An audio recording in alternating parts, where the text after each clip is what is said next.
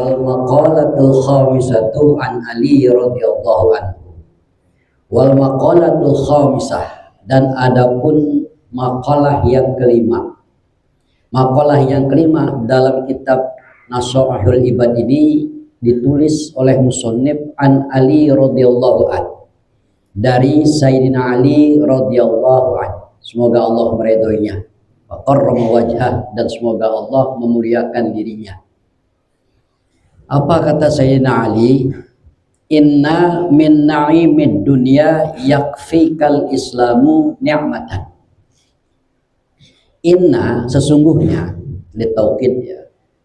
Inna sesungguhnya min na'imid dunya, bagian dari kenikmatan-kenikmatan dunia. Kenikmatan-kenikmatan dunia, yakfika al-islamu ni'matan. Yakfika cukup bagimu. Artinya nggak usah cari yang lain. Masalah kenikmatan cukup bagimu, nggak usah mencari yang lain lah. Kenikmatan bagimu adalah al-islamu, yaitu beragama Islam. Nikmatan sebagai sebuah nikmat yang luar biasa. Jadi kalau kita bersyukur Allah Subhanahu wa taala melahirkan kita dalam keadaan Islam. Syukur itulah nikmat yang terbesar, kata Sayyidina Ali. Dengan Islam itu nanti akan berujung iman. Ketika orang Islam, dia beragama Islam, lalu dia iman, maka itulah nikmat yang paling besar. Seperti kita hari ini, bahwa kita adalah Islam dan sekaligus kita iman. Ketika kedua itu sudah tersanding dalam tubuh kita, dalam jiwa kita, maka itulah nikmat yang terbesar. Gak usah cari nikmat yang lain lagi. Dua itu kalau kita bisa mengkaji, mengelola dan sebagainya, maka itulah nikmat yang besar, mengalahkan nikmat-nikmat yang lain. Karena tujuan daripada semua adalah Islam dan iman. Itu yang akan kita bawa nanti ke negeri akhirat. Jadi cukup bagimu tentang sebuah kenikmatan kamu beragama Islam. Emang kenapa begini? Fa inna a'azama ni'amillahi, fa inna, maka sesungguhnya, a'azama, sepaling besar-besarnya ni'amillahi, nikmat-nikmat Allah. Karena bahwasanya sesungguhnya sepaling besar nikmat-nikmat Allah, nikmat-nikmat Allah lil abdi, untuk seorang hamba. Apa itu? Ikhrajuhu, yaitu mengeluarkannya. Allah mengeluarkan lahu, terhadap si hamba, minal adami ilal wujud, dari tiada untuk ada, dari tiada menjadi ada. Jadi Allah Subhanahu wa taala memberikan sebuah kenikmatan apa saja bentuknya, dari ketiadaan menjadi ada. Tadinya kamu tidak ada, sekarang ada. Tadinya kamu orang miskin, sekarang kaya. Tadinya kamu sakit, sekarang sehat. Dari sesuatu yang tiada menjadi ada, itu sebuah kenikmatan dari Allah Subhanahu wa taala yang a'zam. Dasarnya itu. Nah, kemudian wa ikhrajuhu min zulumatil kufri ila nuril Islam. Kemudian bermuara tentang tiada dan ada, lalu bersangkutan dengan wa ikhrajuhu, selanjutnya Allah Subhanahu wa taala mengeluarkan min zulumatil kufri, dari kegelapan kekufuran, kekafiran, ila nuril Islam, menuju kepada cahaya Islam. Itu Islam, itulah sebuah kenikmatan. Andai kata Allah Subhanahu wa taala tidak menurunkan Rasul Muhammad dan Islam tidak ada, maka semuanya akan menjadi gelap gulita. Gelap dalam artian hidup dan kehidupan, gelap pikiran, gelap arahan, dan tidak mempunyai pegangan sama sekali. Maka manusia pada situ akan sama dengan binatang yang kuat. Itulah yang akan menguasai. Tidak mempunyai iman, tidak mempunyai jiwa yang terang bersih. Kenapa? Karena Islam tidak diturunkan. Ketika Islam turun, itulah kegelapan tidak ada. Maka cahayalah yang turun menyinari setiap hamba yang memeluk Islam. Nah, itulah nikmat yang terbesar. Kemudian wa inna minasyughli. Kemudian setelah kita menikmati Islam, mensyukuri kalau kita adalah diberikan oleh Allah sebagai umat yang beragama Islam. Selanjutnya kata Sayyidina Ali, wa inna minasyughli yakfika ta'atu sunnah. Wa inna minasyughli, dan sesungguhnya bagian dari kesibukan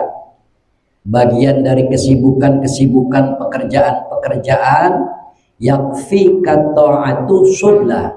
Yakfika, maka cukup bagimu at-ta'atu, oleh ketaatan, subla, sebagai sebuah kesibukan. Jadi jangan mencari kesibukan di lain-lain kesibukan.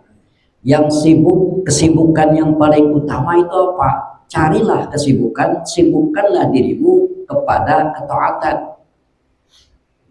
Jadi bagian daripada kesibukan, jangan kau cari kesibukan yang lain. Taat kepada Allah itulah suatu kesibukan yang harus kau cari. Sebab taat kepada Allah Subhanahu wa taala dalam arti takwa itu adalah sebuah kesibukan, sebuah pekerjaan.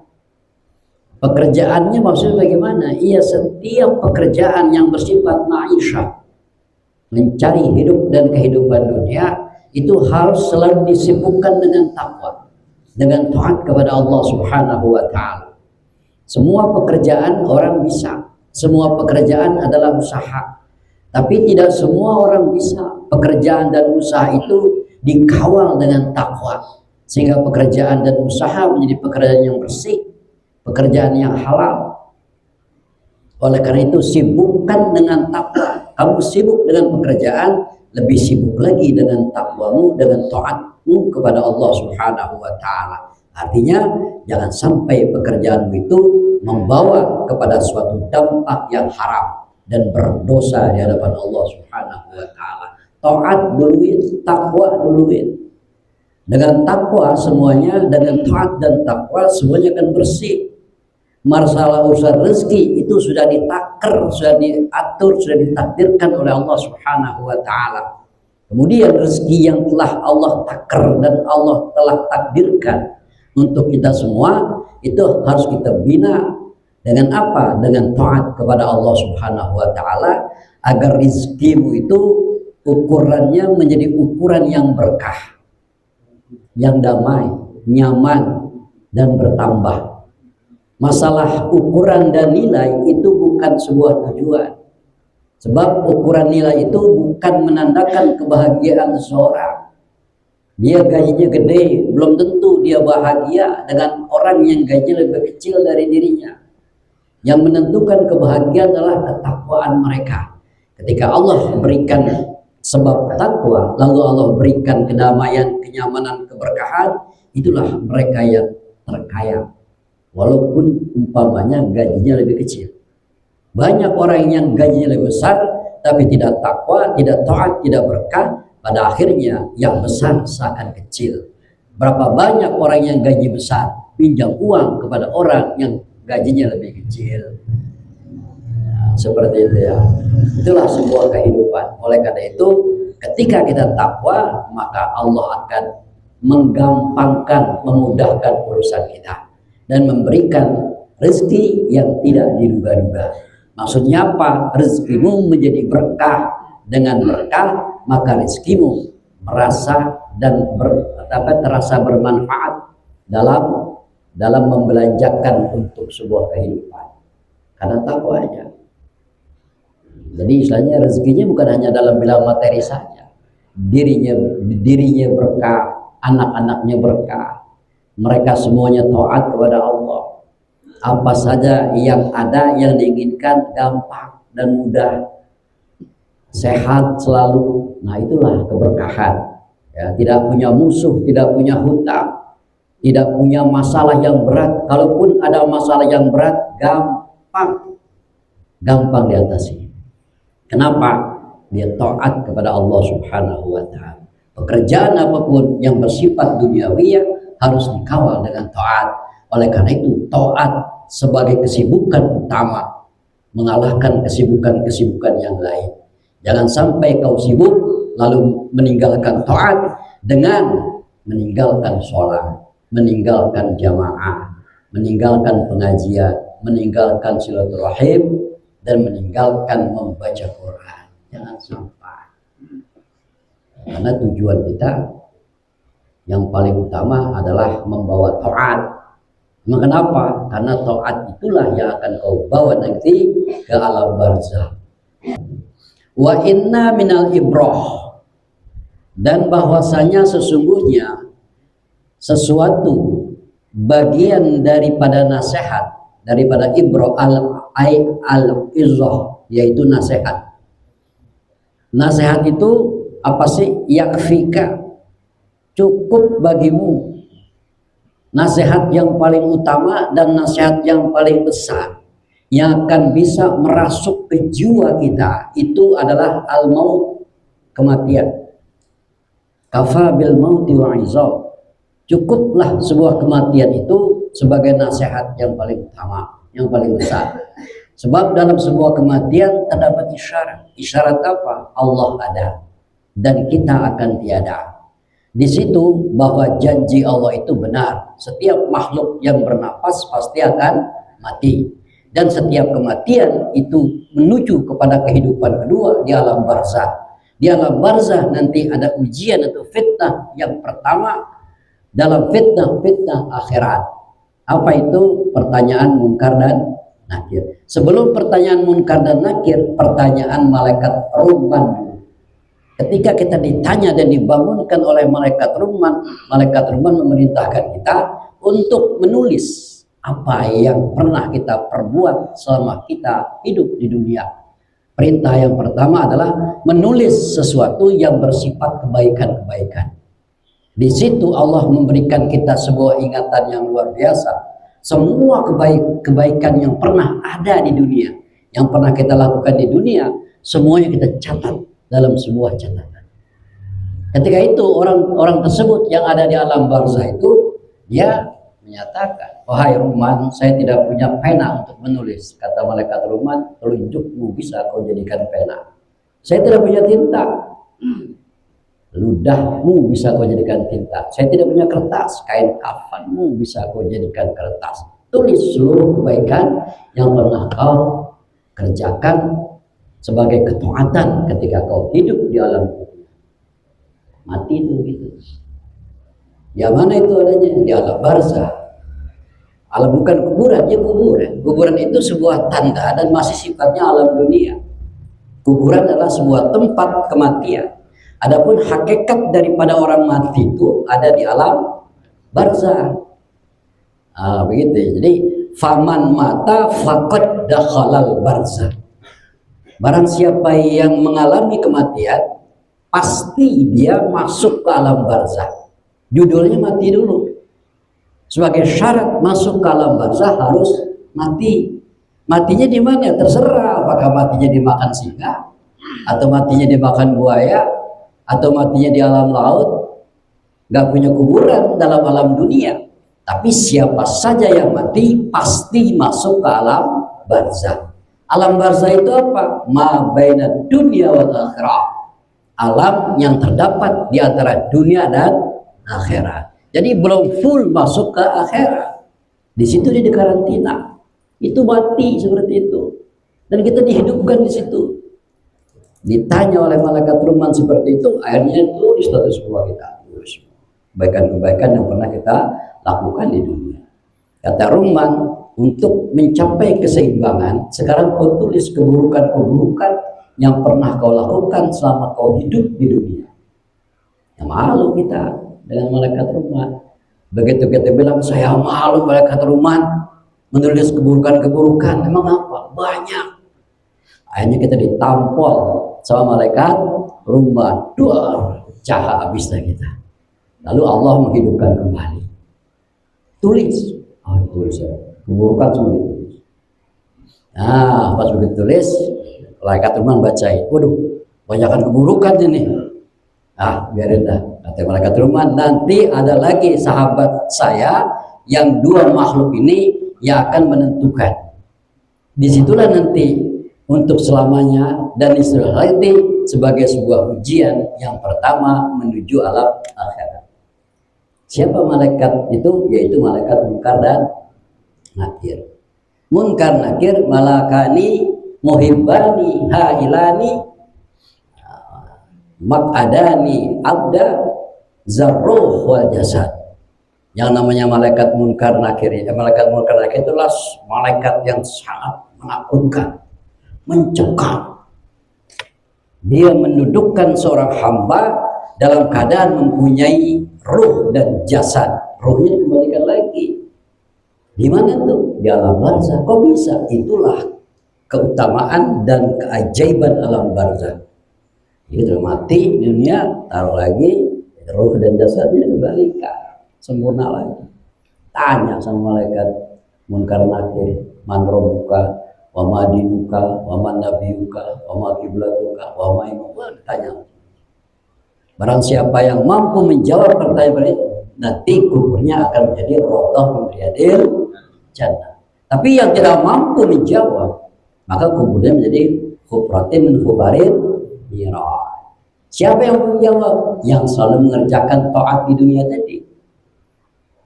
Yang mampu menjawab Allahu Rabbi, berarti dia orang yang selalu melakukan sholat dengan baik dan benar. Yang mampu menjawab dengan Al-Qur'anu imami, berarti dia bersahabat dengan Quran selama dia hidup di alam dunia. Yang menjawab Muhammadun Nabi, berarti dia cinta dan selalu menjalankan sunnah-sunnah Rasulullah SAW. Yang menyatakan bahwa saudara-saudara kami adalah muslim muslimat, muslim mukminah, mukmin mukminat, ikhwani, itulah mereka yang tidak pernah menyakiti hati saudaranya yang muslim. Nah, mereka itu barusannya menjadi huprotin yang huparit nirwa. Nah, akhirnya tuh nanti catatan itu tuh, catatan yang tadi dicatat tuh dikalungin di lehernya oleh malaikat oleh malaikat Nakir. Dan itu menjadi kisi-kisi buat pertanyaan malaikat Munkar dan Nakir. Nanti di alam mahsyar Allah Subhanahu wa taala memperlihatkan catatan itu kepada siapa? Ya kepada semua orang yang ada di mahsyar. Kullu insanin alzamnahu ta'irhu fi unuqih wa nukhriju lahu yaumal qiyamah kitaban yalqahu mansyura. Nanti akan dikalungkan catatan-catatan baik buruk maupun yang baik setiap manusia ketika di padang mahsyar, dan aku keluarkan dalam bentuk catatan dan aku paparkan di hari mahsyar nanti. Jadi kita semua tahu tuh wasyanu. Nah, jadi begitulah. Oleh karena itu yang namanya kematian itu adalah nasihat yang paling besar. Buat siapa sih? Buat kita nih umat Nabi Muhammad Sallallahu Alaihi Wasallam. Begitu dah ya. Kemudian fa innal mauta akbarul mawa'izi linnasi. Fa innal mauta, bahwa sungguhnya suatu kematian itu akbarul mawa'iz, sepaling besar-besarnya nasihat. Untuk siapa?